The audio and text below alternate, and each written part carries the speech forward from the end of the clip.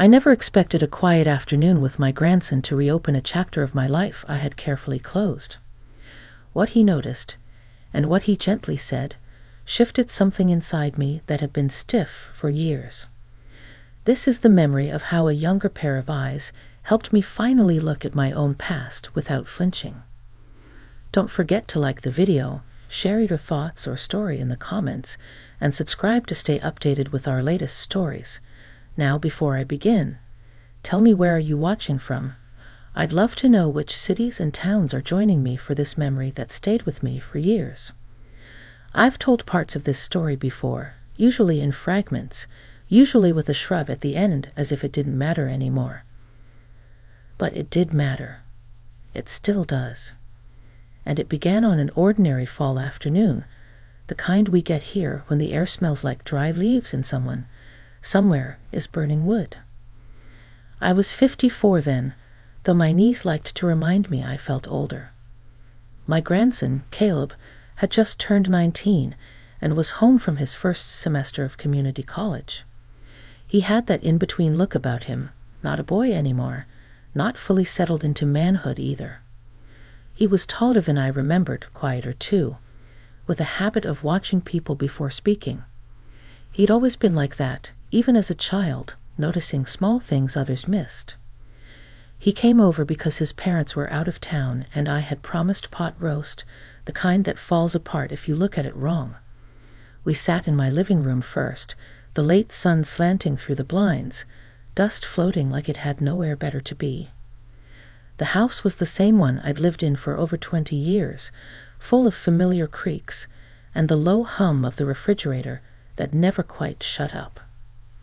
Caleb picked up a framed photo from the side table. It was old, edges soft, taken back when cameras didn't lie about wrinkles because there weren't any yet.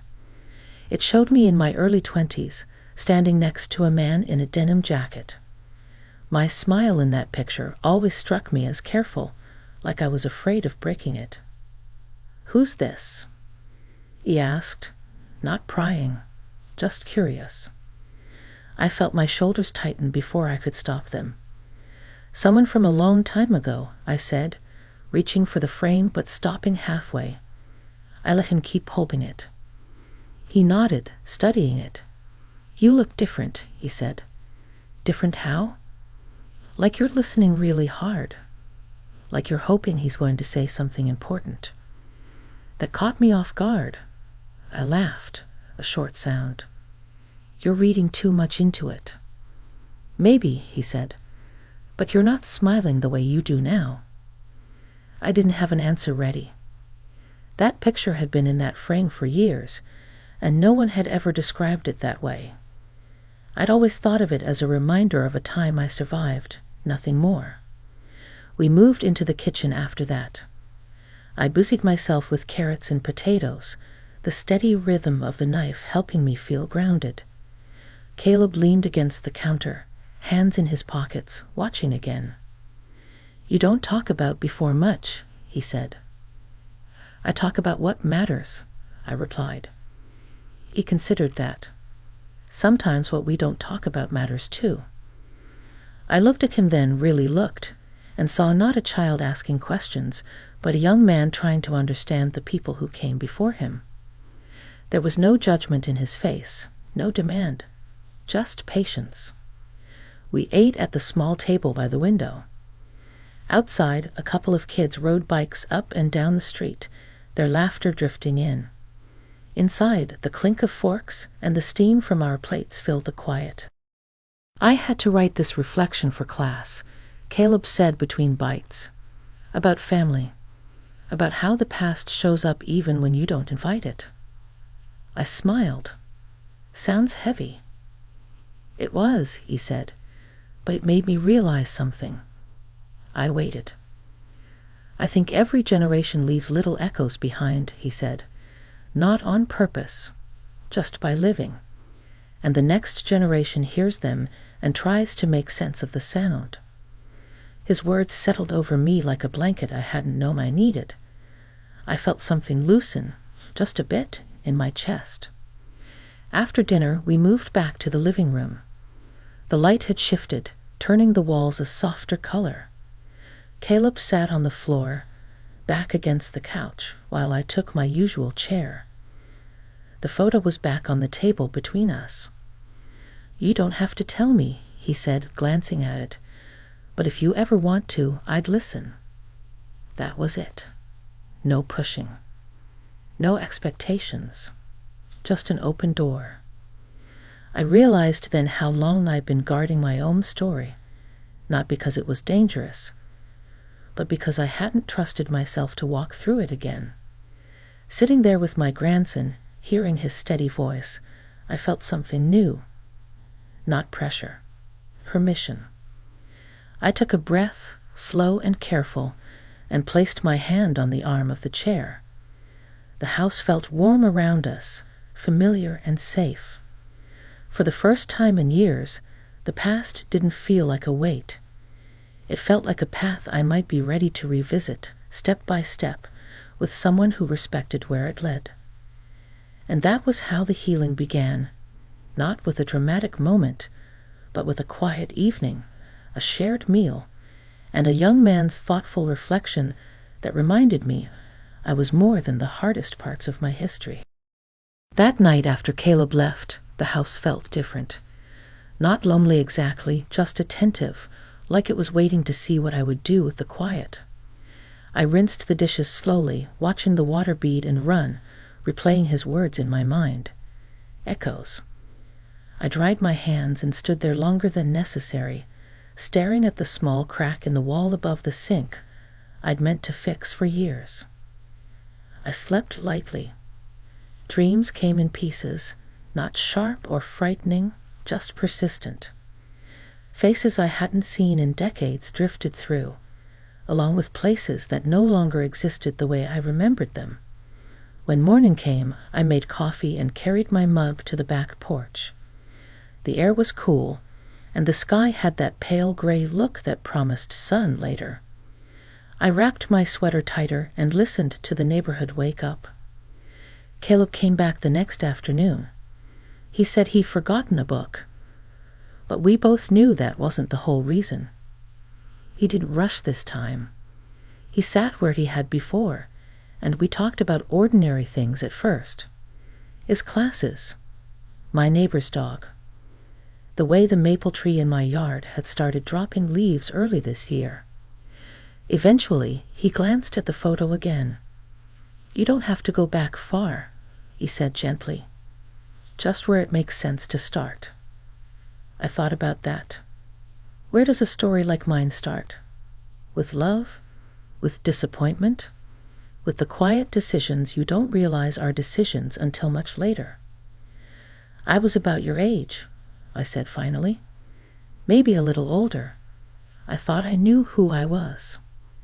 Caleb nodded, encouraging but silent. I told him about the small town I grew up in, the one with one main road and a diner that served the same pie every day of the week.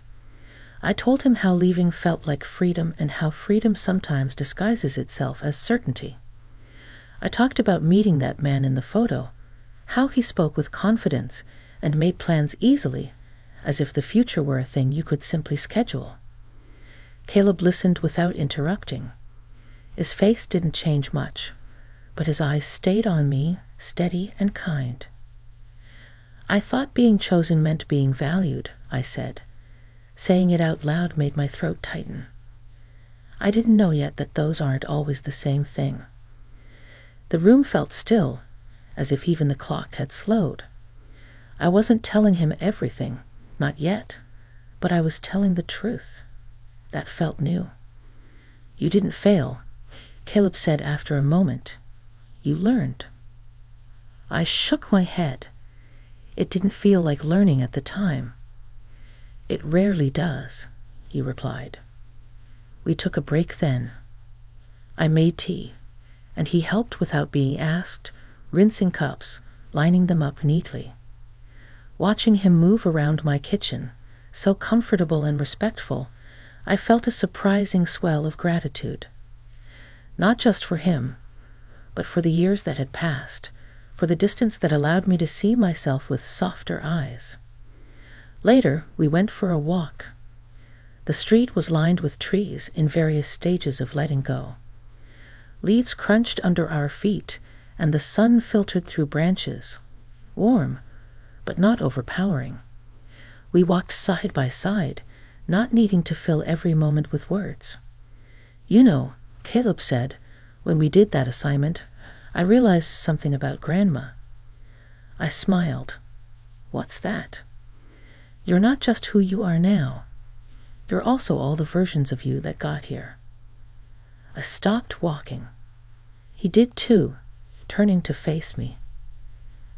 "I like this version," he added quickly. "But I think it took strength to become her." I felt my eyes sting, and I didn't rush to hide it.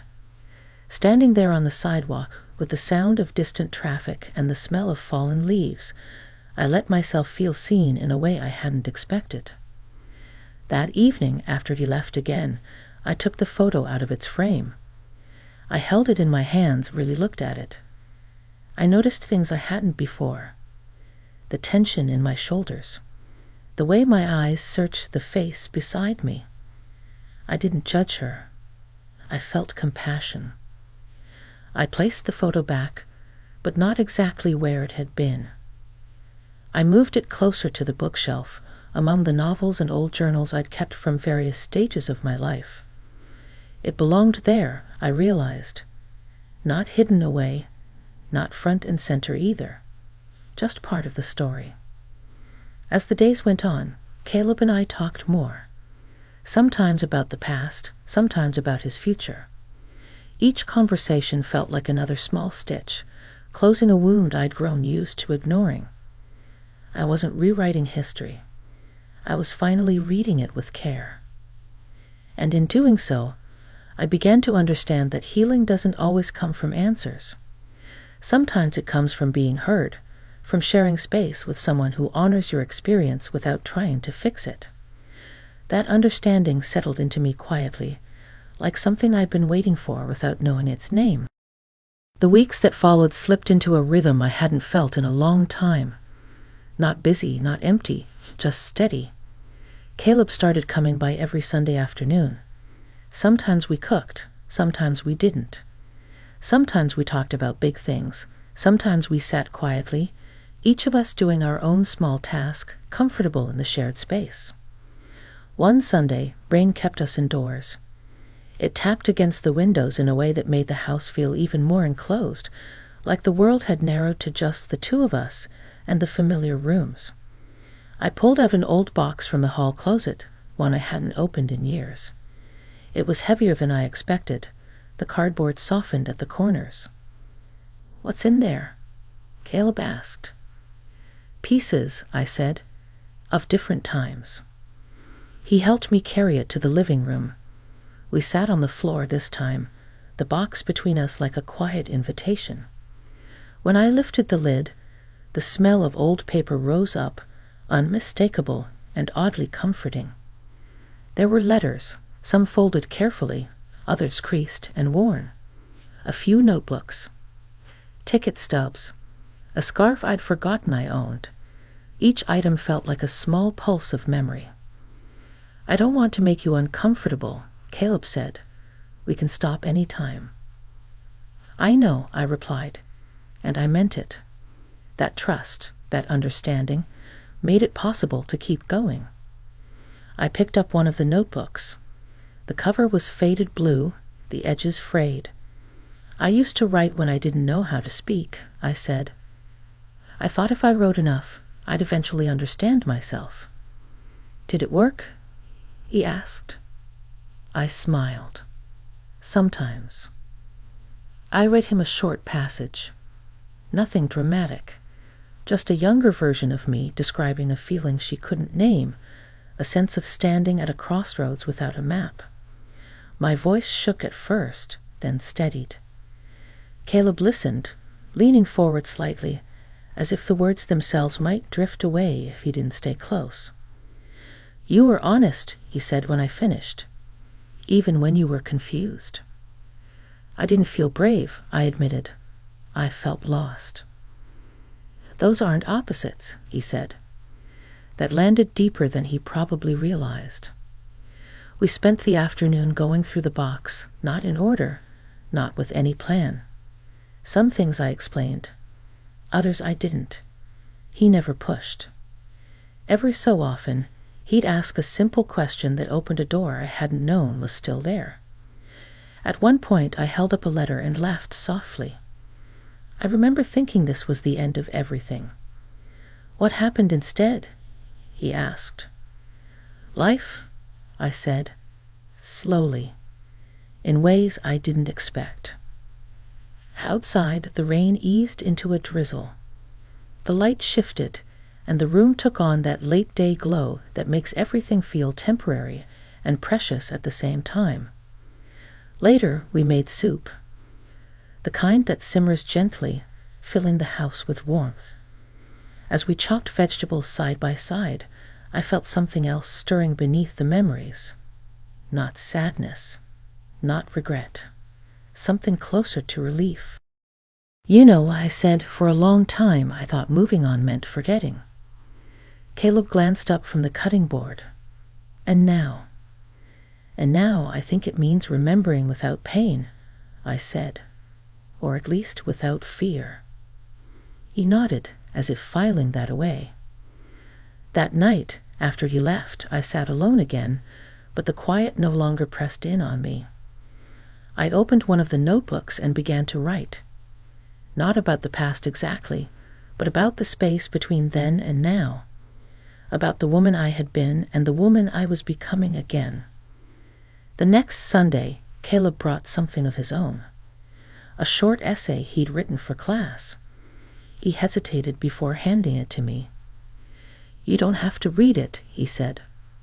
"I just thought you might want to." I took it carefully, aware of the trust in the gesture. As I read, I saw myself reflected not as a burden or a mystery, but as a presence that had shaped him quietly, steadily.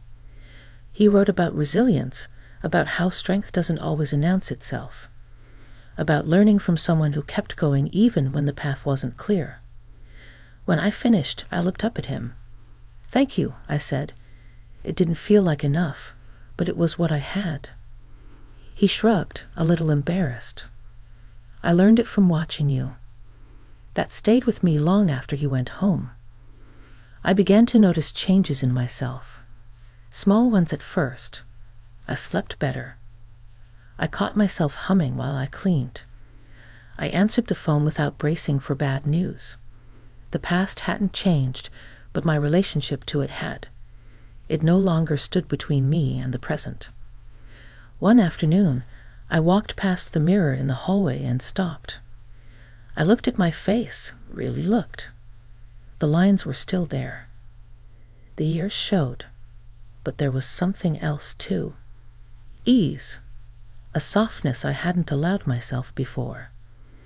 I realized then that healing hadn't come from revisiting every hurt or rewriting every memory. It had come from connection, from being seen by someone who didn't carry the weight of those old moments, who could reflect them back without distortion. Caleb hadn't fixed anything. He hadn't needed to. He had simply listened, and in doing so, he had given me the space to listen to myself. As autumn edged closer to winter, I felt ready for the next part of the story. Not because everything was resolved, but because I was no longer afraid of what might surface. The past had softened its grip, and in its place was something steadier. Understanding. And that, I was learning, was its own kind of peace. By the time winter settled in, the kind that quiets everything, even the roads, I noticed how much lighter my days felt. Not in a loud, celebratory way, but in the way a room feels after you open a window that's been stuck for years. The air changes. You breathe differently without even thinking about it. Caleb kept coming by, though less often once his classes picked up again. When he did, our conversations weren't always about the past anymore. Sometimes we talked about where he might transfer next year, or the job he was thinking of applying for. Sometimes we watched old movies, the kind where the dialogue moves slower and the silences mean something. We didn't need a reason to be together. That, I realized, was part of the gift. One afternoon, not long before the holidays, he asked if I wanted to visit the old part of town with him. There was a small park there I hadn't been to in years, tucked behind a row of buildings that had changed hands more times than I could count. I used to take walks there, I said, surprised he even knew about it. I know, he replied. You mentioned it once. I thought maybe we could go together. The park was smaller than I remembered. Or maybe I was just bigger now, fuller with years and perspective. The benches were cold, the trees bare, their branches etched against the sky. We walked slowly, our breath visible in the air. I stopped near a bench that faced a narrow path. I sat here once, I said, more to myself than to him. A long time ago. I was trying to decide whether to stay or leave. What did you decide? He asked. I left, I said, and for years I wondered if that meant I'd failed something, or someone. Caleb didn't answer right away. He sat down on the bench, patting the spot beside him. I joined him, the woods solid beneath us. Maybe leaving was how you stayed true to yourself, he said finally. I looked at him, really looked, at the young man who carried his thoughts carefully, who understood that life wasn't made of clean lines or simple choices. Maybe, I said, and for the first time that answer felt complete. We sat there for a while, watching a couple walk their dog, listening to the distant sound of traffic. I felt no urge to rush away, no pull